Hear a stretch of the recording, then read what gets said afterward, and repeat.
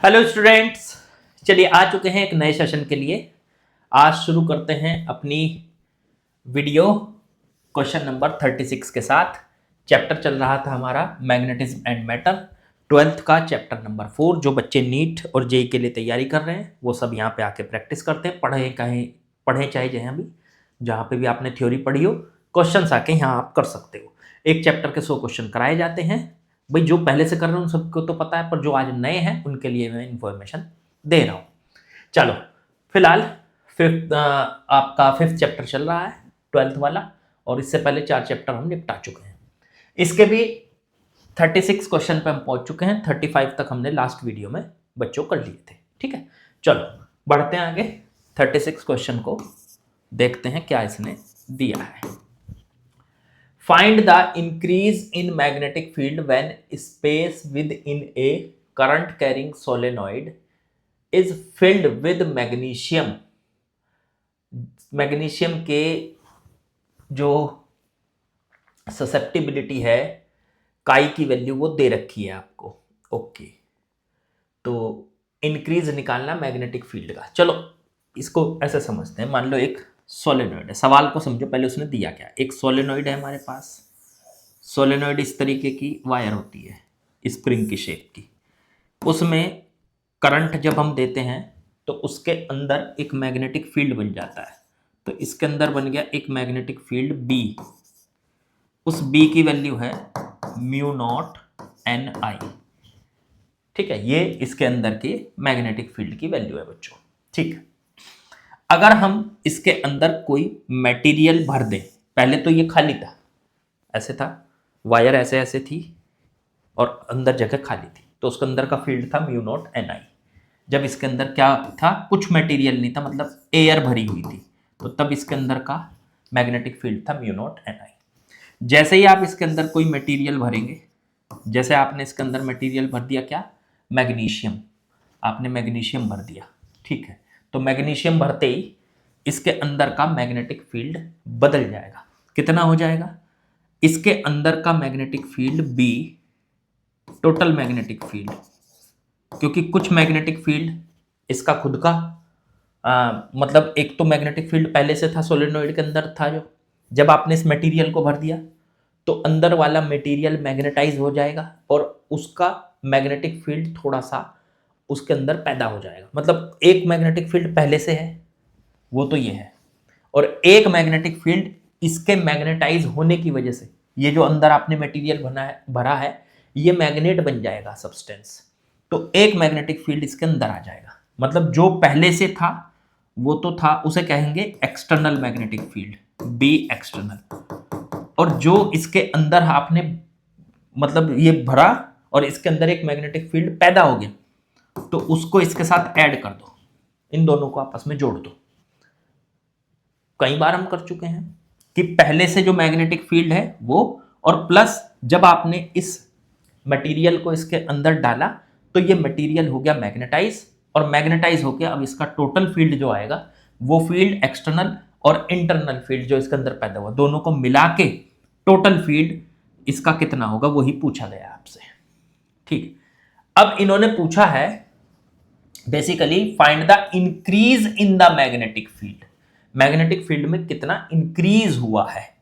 तो भाई साहब इंक्रीज मैग्नेटिक फील्ड कैसे निकालेंगे, पहले से जो मैग्नेटिक फील्ड था वो, और जो अब टोटल मैग्नेटिक फील्ड है, टोटल मैग्नेटिक फील्ड का फॉर्मूला पता क्या होता है, वो होता है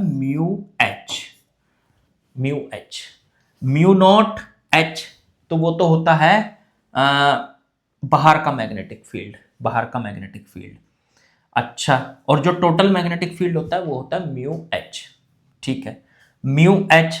अब सोचो एच की वैल्यू क्या है, यहाँ पे एच की वैल्यू होती थी बी एक्सटर्नल, बाहर वाला मैग्नेटिक फील्ड, अपॉन में म्यू नॉट, तो वो आएगी म्यू नॉट। बी की वैल्यू क्या है, सोलेनॉइड के अंदर का फील्ड क्या होता है जब उसमें एयर भरी होती है, म्यू नॉट एन आई अपॉन में म्यू नॉट से म्यू नॉट कट गया, तो एच की वैल्यू रख दो यहाँ एन आई, तो म्यू एन आई। तो आप इस बात को वैसे भी समझ सकते हैं कि जब इसमें हवा भरी थी तब इसके अंदर का फील्ड था कितना, म्यू नॉट एन आई, और जब आपने इसके अंदर मटेरियल भर दिया उस मटेरियल का उस मटेरियल की परमिबिलिटी है म्यू। तो अब इसके अंदर का टोटल फील्ड हो गया म्यू एन आई, ये हो गया। अब हमें क्या चाहिए, हमें चाहिए कितना फील्ड बढ़ा। पहले कितना था, ये था, अब टोटल कितना ये है, इन दोनों को आपस में माइनस कर दो। तो B total minus B external, दोनों को माइनस करा तो ये आ गया म्यू एन आई और माइनस में म्यू नॉट एन आई। एक काम करो, एन आई को कॉमन ले लो तो म्यू माइनस में म्यू नॉट एन आई को कॉमन ले ले। एक काम करो, क्या म्यू नॉट की वैल्यू है, हाँ है। म्यू की वैल्यू क्या होती है, म्यू की वैल्यू होती है भाई साहब mu r into mu naught, लिख दो इसको भी। तो mu r into mu naught minus में म्यू नॉट एन आई, ये सॉल्व करके आ गया म्यू आर माइनस 1 और बाहर आ गया mu naught N I. Mu r क्या होता है, म्यू आर होती है इसकी रिलेटिव परमिबिलिटी। अच्छा, रिलेटिव परमिबिलिटी कहाँ से आएगी, तो रिलेटिव परमिबिलिटी का फॉर्मूला हो गया, उसका भी फॉर्मूला याद दिलाऊं आपको।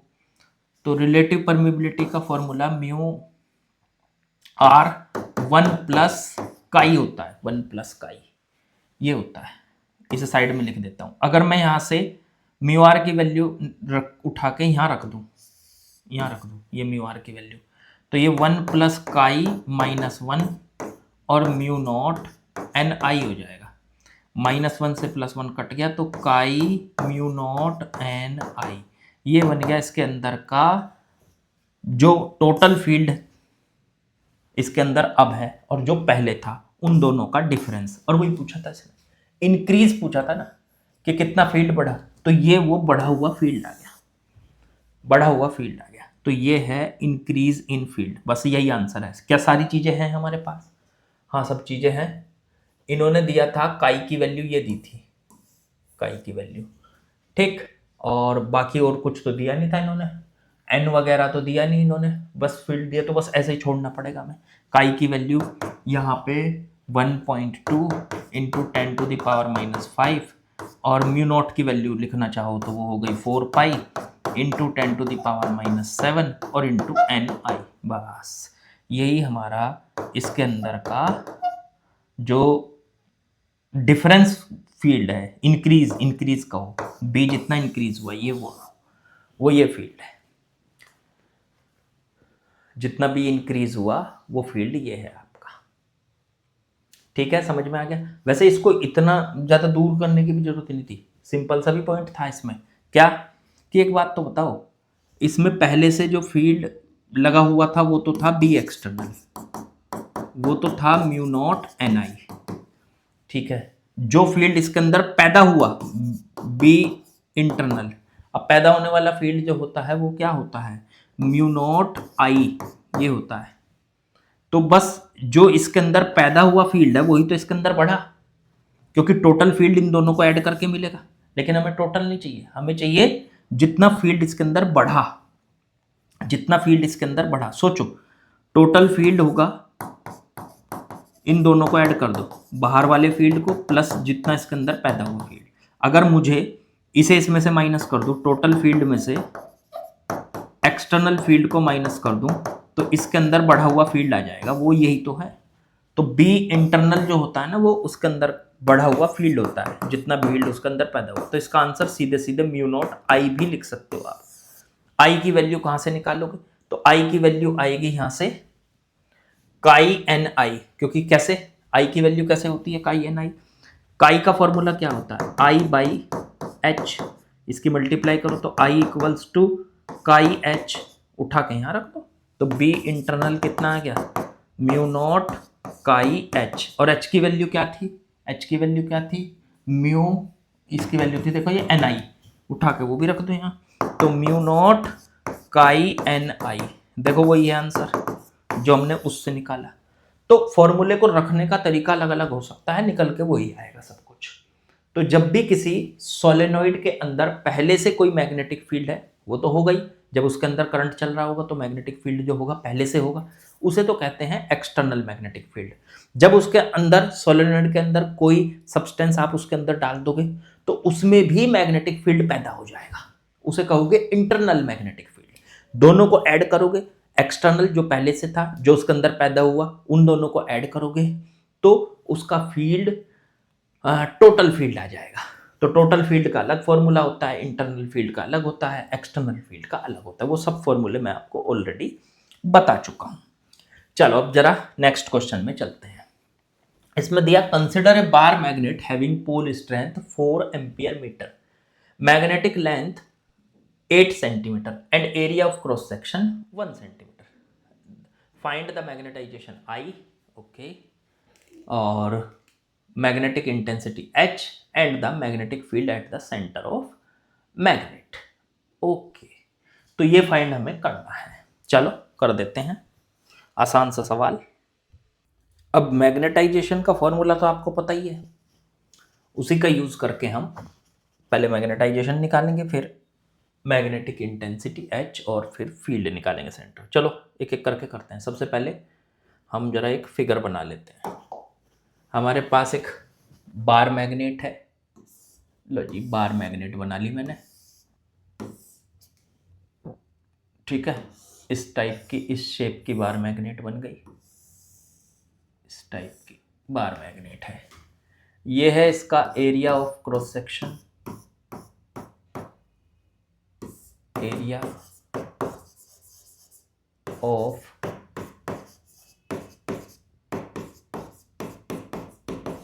क्रॉस सेक्शन, ठीक है। और मैग्नेट की लेंथ कितनी दे रखी है, पोल स्ट्रेंथ दे रखी है 4 एम्पियर मीटर और लेंथ दे रखी है 8 सेंटीमीटर। तो मैग्नेट की लेंथ मतलब पोल्स के बीच का गैप जो दे रखा वो 8 सेंटीमीटर दे रखा है। और पोल की जो स्ट्रेंथ, मान लो ये नॉर्थ पोल है तो इस पोल की स्ट्रेंथ होगी +m, और ये साउथ पोल है तो इसकी स्ट्रेंथ होगी -m। तो m की वैल्यू दे रखी 4 एम्पियर मीटर। चेक कर लो जरा यही दे रखी है कि नहीं, 8 सेंटीमीटर और ठीक है।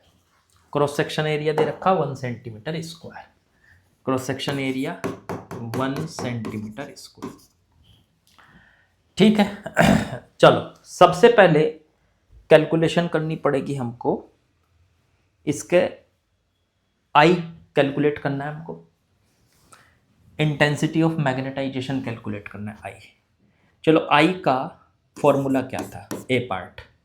I का फॉर्मूला था, किसी भी कोई भी सब्सटेंस को जब एक्सटर्नल मैग्नेटिक फील्ड में रखा जाता है तो वो क्या बन जाता है, मैग्नेट बन जाता है, उसके अंदर मैग्नेटिक मोमेंट डेवलप हो जाता है। तो मैग्नेटिक मोमेंट पर वॉल्यूम, वॉल्यूम से डिवाइड कर दो, उसी को कहा जाता है इंटेंसिटी ऑफ मैग्नेटाइजेशन। मतलब ये जब मैग्नेट बना तो इसके अंदर कितना मैग्नेटिक मोमेंट है और किस डायरेक्शन में होता है, साउथ से नॉर्थ। तो साउथ से नॉर्थ की तरफ इसके अंदर मैग्नेटिक मोमेंट है m, और वो कितना होगा पहले वो कैलकुलेट कर लो। तो बार मैग्नेट का मैग्नेटिक मोमेंट क्या होता है, फॉर्मूला पोल स्ट्रेंथ और इनटू में पोल्स के बीच का गैप। तो पोल स्ट्रेंथ कितनी है 4 और पोल्स के बीच का गैप कितना 8 सेंटीमीटर, सेंटीमीटर को मीटर में चेंज कर लो 10 की पावर -2, तो 0.32 m की वैल्यू आ गई है, m की वैल्यू, और ये आ गया एम्पियर मीटर स्क्वायर। लो जी ये m की वैल्यू आ गई। अब यहाँ से इस m की वैल्यू को उठा के रखो, यहाँ इसका वॉल्यूम भी निकाल लो क्योंकि यहाँ पे वॉल्यूम भी रखना पड़ेगा, वॉल्यूम। तो वॉल्यूम उठा के रखेंगे तो वॉल्यूम क्या आएगा इसका, ये तो एक क्यूबॉइड है, क्यूबॉइड का वॉल्यूम क्या होता है, area of cross section into में लेंथ।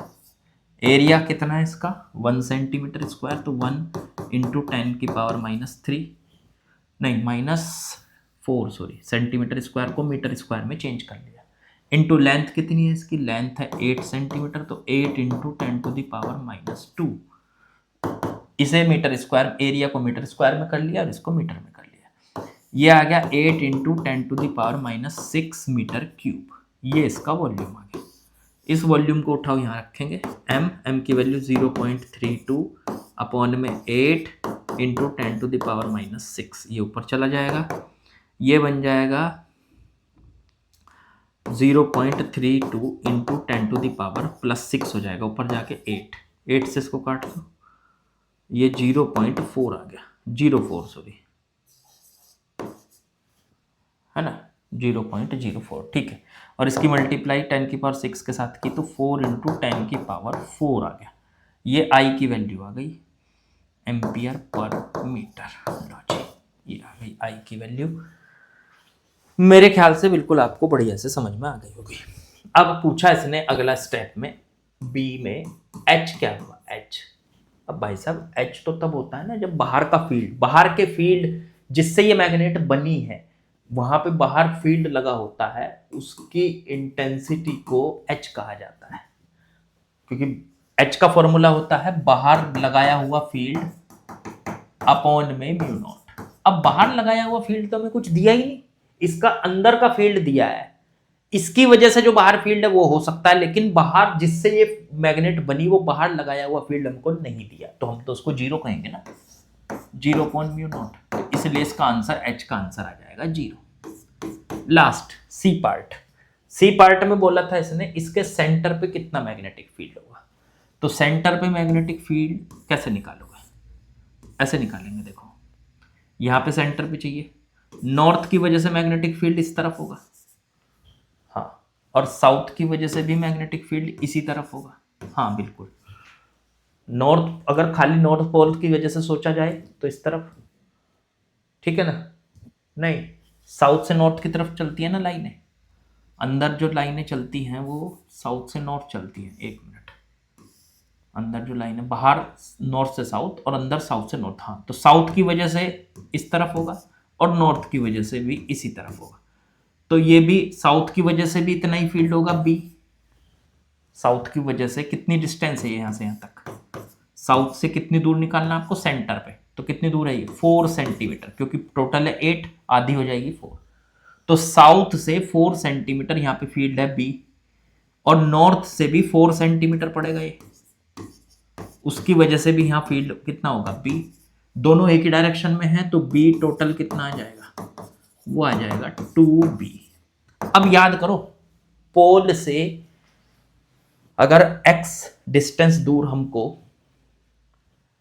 फील्ड निकालना था तो क्या फॉर्मूला लगता था, वो है किसी भी पोल से म्यू नॉट अपॉन में 4 पाई, ठीक है, और पोल की पोल स्ट्रेंथ अपॉन में फील्ड के लिए r², कितनी दूर हमें निकालना है, और यहाँ 2 है तो इनटू में 2 कर दो, ठीक है।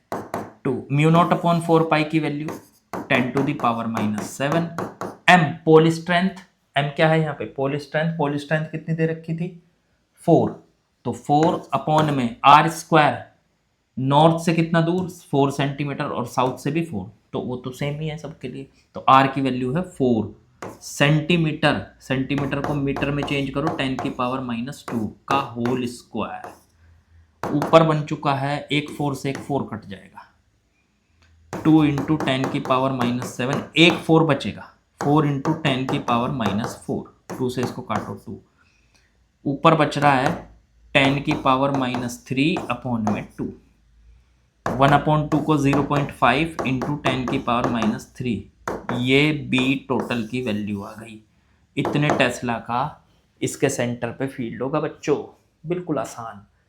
तो ये फॉर्मूला आपको ध्यान होना चाहिए, ये फॉर्मूला मैं एक बार याद भी दिला देता हूँ, जैसे कोई पोल है यहाँ नॉर्थ पोल और उसका पोल स्ट्रेंथ है +m, तो उससे r डिस्टेंस पे कितना फील्ड होता है, तो उसकी फील्ड का फॉर्मूला होता था म्यू नॉट अपॉन में 4 पाई m अपॉन में r², यही फॉर्मूला मैंने यहाँ पे यूज किया है, बिल्कुल आसान।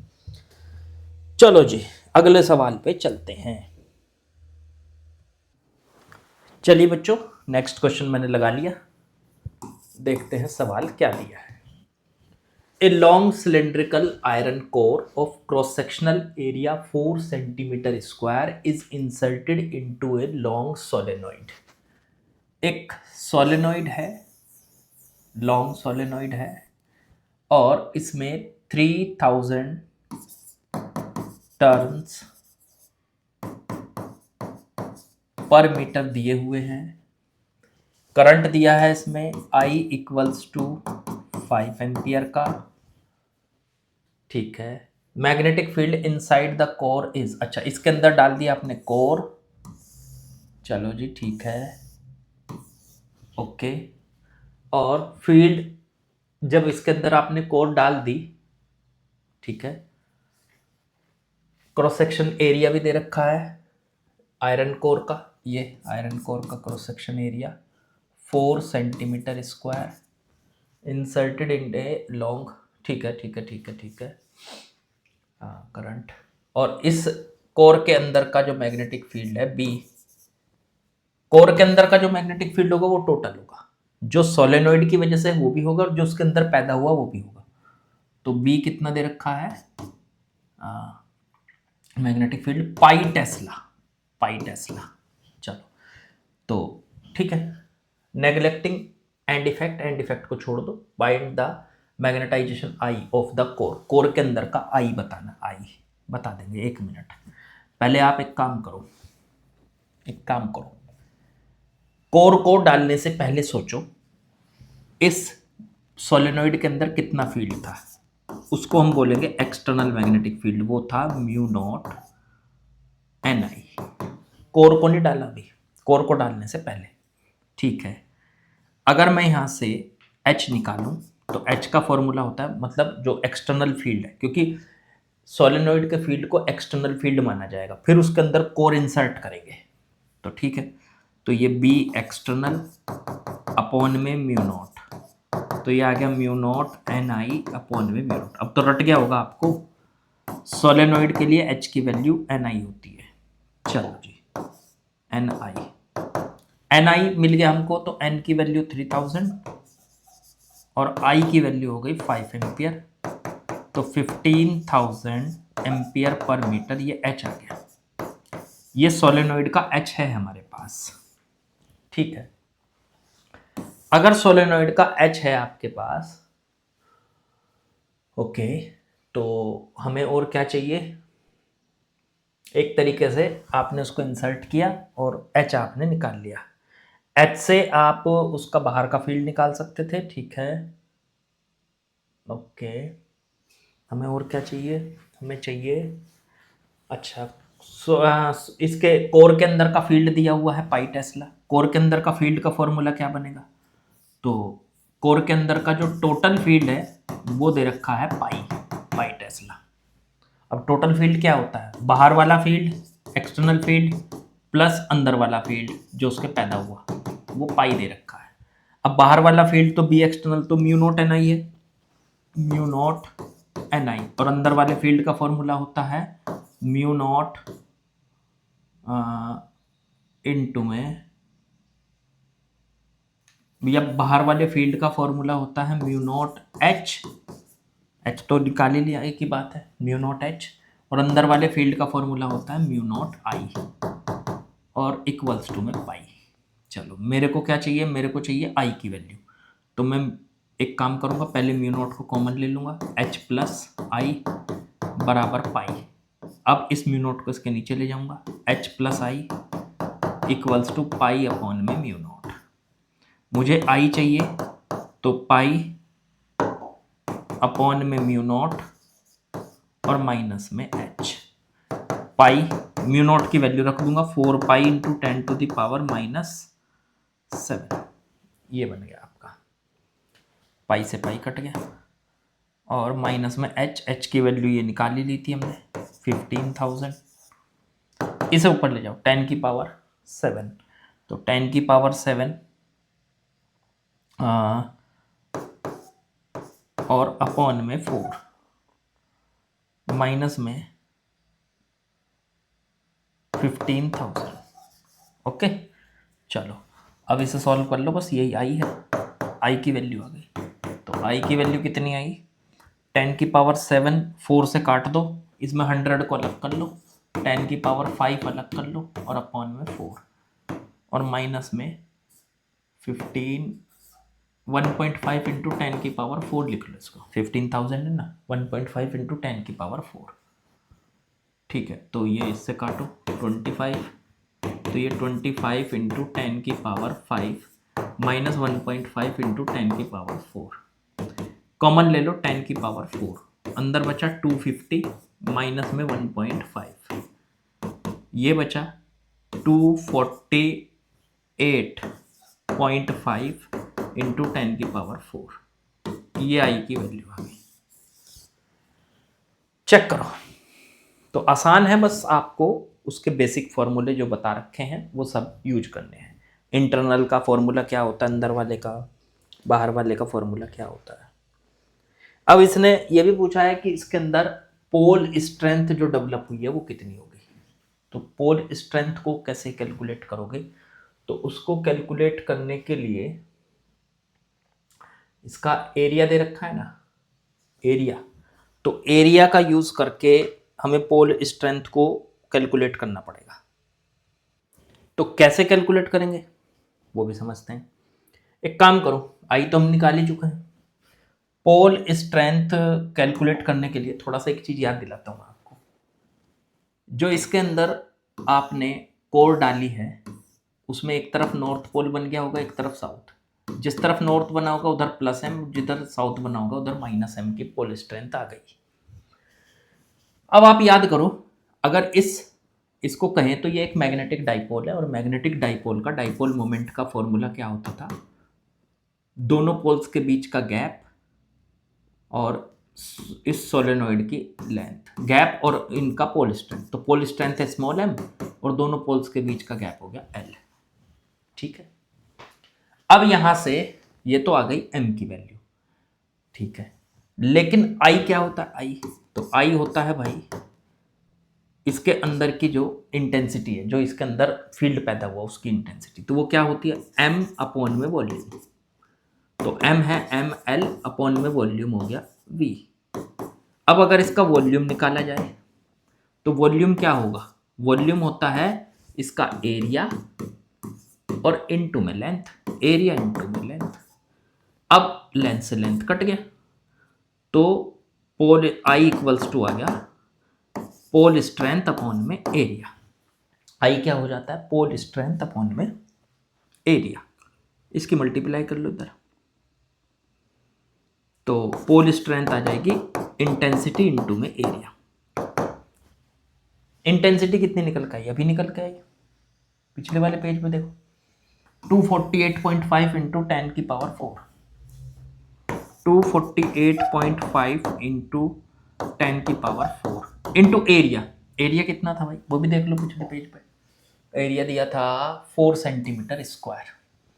तो ये आ गया 4 सेंटीमीटर स्क्वायर को मीटर स्क्वायर में चेंज करने के लिए 10⁻⁴। चलो जी कर लो इसकी मल्टीप्लाई। इसकी मल्टीप्लाई देखते हैं कितनी बनेगी। तो 248.5 मल्टीप्लाई 4, 994 इंटू 10⁻²। तो ये आ जाएगा आपका एम का वैल्यू, ये एम्पियर मीटर। ये आ गई भाई साहब इसकी पोल स्ट्रेंथ। तो बिल्कुल आसान सा सवाल था, कहीं मार के कोई रॉकेट साइंस नहीं, बिल्कुल आसान। ठीक है, चलो आगे बढ़ते हैं। चलिए बच्चों नेक्स्ट क्वेश्चन मैंने लगा लिया, क्वेश्चन को देखते हैं क्या दिया है। An ideal solenoid having 5000 turns per meter has an aluminum core and carries a current of 4 ampere. Okay. If काई की वैल्यू एल्यूमिनियम के लिए 2.3 into 10⁻⁵, find magnetisation I and magnetic field at the centre. Okay, देखो solenoid है, solenoid के अंदर aluminium की rod डाल दी मैंने, एल्यूमिनियम की। तो सोलेनॉइड के लिए एच की वैल्यू क्या होती है, एन आई।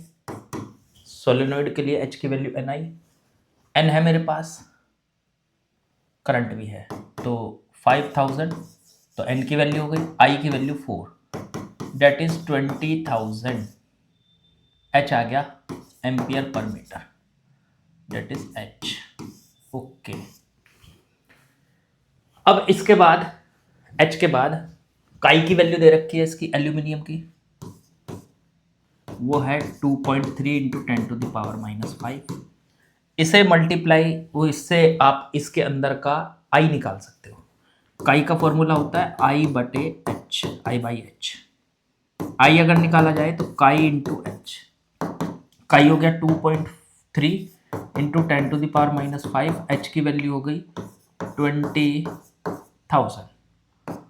इसकी मल्टीप्लाई करेंगे, ये 4 जीरो इससे कट जाएंगी, तो यहाँ 10⁻⁻1 बचेगा। तो 2.3 इंटू 10⁻2 इंटू 10⁻⁻1, 2.3 की मल्टीप्लाई 2 से करेंगे तो 4.6 आ जाएगा, और फिर हो जाएगा ये 0.46। ये आई की वैल्यू हो गई आपकी इसके अंदर एम्पियर पर मीटर। लो जी, ठीक है।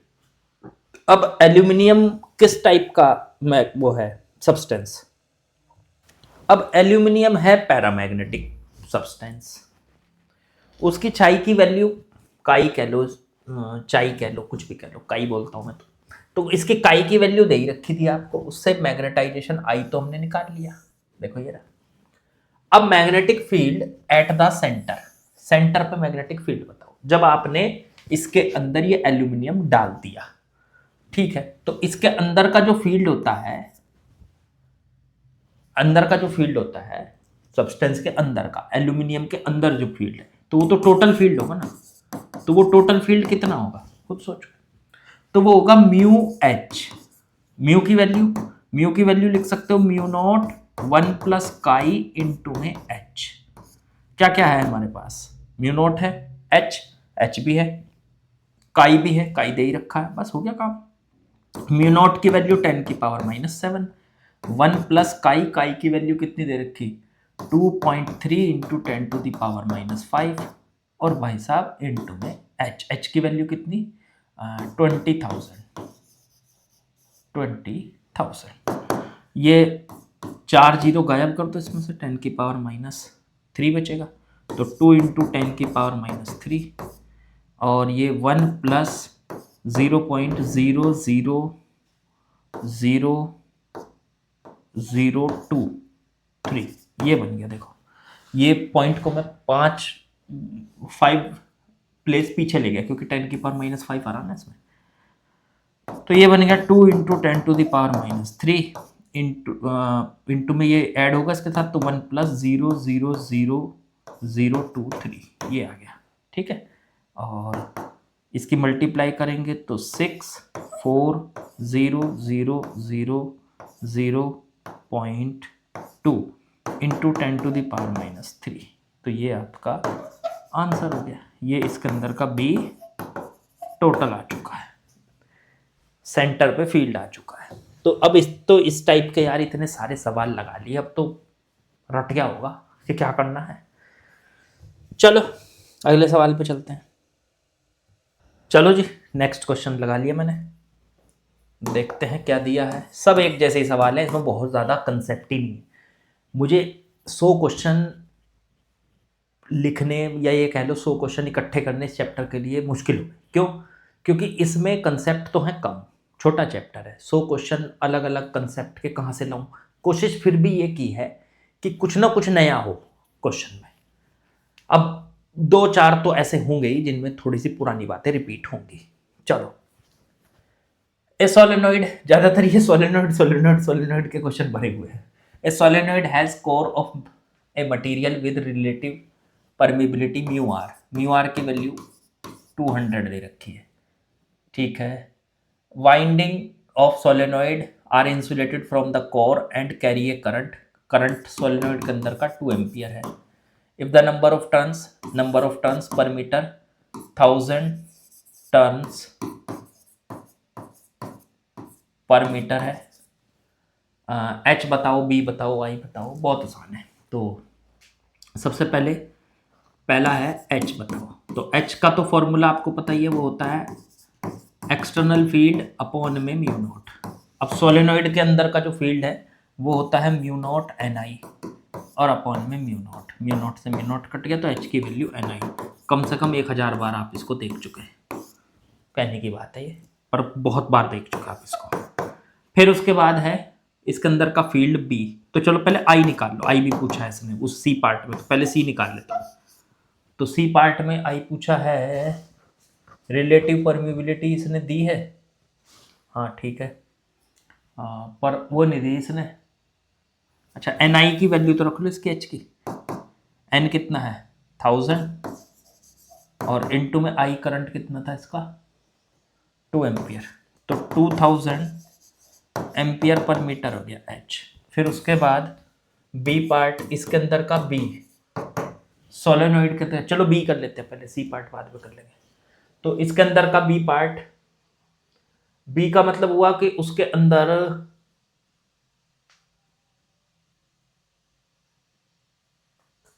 कोर है, ठीक है, कोर के बारे में कुछ दिया तो, हाँ ये दिया, कोर के बारे में दिया, उसकी रिलेटिव परमिबिलिटी 200 है। तो बस फिर तो इसको ऐसे कर लो, बी की वैल्यू क्या होती है, कोर के अंदर कितना फील्ड पैदा होगा। अब कोर के अंदर तो दो फील्ड होंगे, एक तो सोलेनोइड का फील्ड, उसको तो एक्सटर्नल फील्ड बोलेंगे, और जो उसके अंदर पैदा हुआ, तो उसका पूरा फॉर्मूला क्या था, म्यू एन आई, या म्यू एच कह दो इसको, म्यू एच एक ही बात है, एच की वैल्यू मैंने डायरेक्ट एन आई रख ली। तो म्यू को लिख सकते हो mu r into mu naught N I. अब तो ये सारे फॉर्मूले रटके होंगे यार, म्यू आर की वैल्यू 200, म्यू नॉट की value 10 to the power 4 pi into 10 to the power -7, N की वैल्यू 1000, और आई करंट हो गया 2, करंट कितना था यहाँ पे 2 एम्पियर। तो ठीक है, तो ये बन गया आपका 1 2 3 4 5, 5 जीरो कट गए, इससे -5 रह गया। अब ये हो गया 2 2 4 4 16 pi into 10 to the power -5 हुआ था, -2 बचा, सॉरी यहाँ -2 बचा था, पावर 5 जीरो कट गई थी ना, तो 10 की पावर -2, तो ये आ गया फिर 16.16 पाई। बस ये बी की वैल्यू आ गई, इतना टेस्ला इसके अंदर का फील्ड। सी पार्ट आई पूछा है, आई क्या होता है, तो आई होता है भाई, आई आई आई आई कैसे निकालेंगे आई, तो आप एक फॉर्मूला याद करो,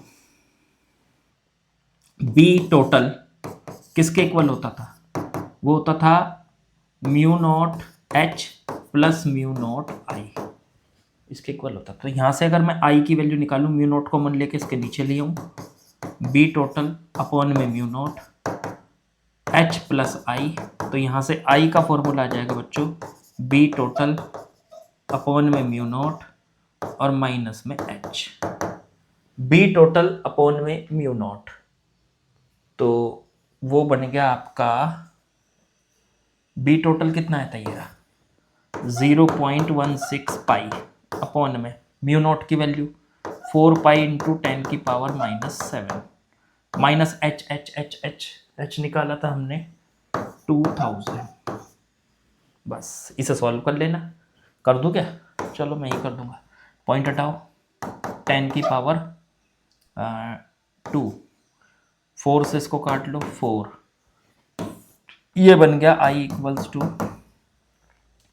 4 और 10 की पावर -5 बची, ऊपर चली गई, 4 इंटू 10 की पावर +5 माइनस में 2000, तो ये बन गया 1 2 3 4 5 -2000, तो ये बन गया ये, चेक करो यही बचा कि नहीं, 3,98,000, ठीक है ना, वो 2000 इसमें से माइनस हो गया आई, बस हो गया, ठीक है। तो कोई दिक्कत नहीं, बिल्कुल आसान सा सवाल।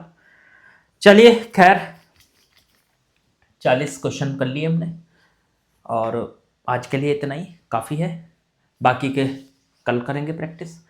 और मैं आपसे यही कहना चाहता हूँ कि प्रैक्टिस लगातार करते रहिए, क्वेश्चन को छोड़िए मत, अपने आप से पहले कोशिश कीजिए, फिर इस तरह से जब क्वेश्चंस आप करने बैठोगे ना, तो आपको मज़ा आने लगेगा टॉपिक में, सारे के सारे फॉर्मूले इतनी बार रिपीट हो जाएंगे कि बस आप कहोगे कि यार अब तो सब याद है। अब तो कुछ बचा ही नहीं।